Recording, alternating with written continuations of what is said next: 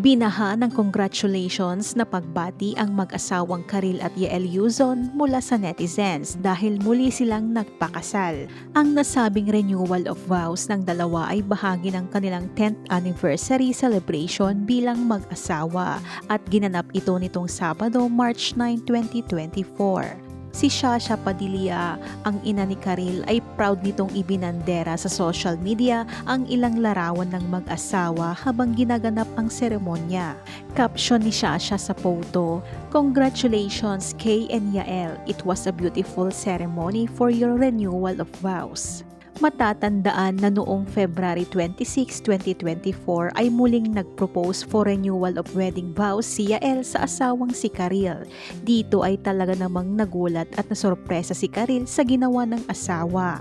Nangyari ito sa opening ng Kapamilya Noontime Show na It's Showtime.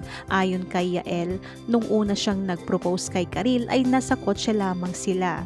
Noong March 21, 2014 ay ikinasal ang dalawa sa pamamagitan ng isang solemn at private ceremony. Naging pribado din ang naging renewal of vows ng dalawa ngayon. Closest family and friends ni Yael at Karil ang dumalo sa kasal. Ang kabanda naman ni Yael na Sponge Cola ay nandoon din sila. Si Yan Yuzon, ang kapatid ni Yael, ay nagbahagi naman ng isang video ng dalawa na may nakakatouch itong mahabang mensahe. Ayon sa kanya, sobrang saya niya na naka-attend siya sa kasal.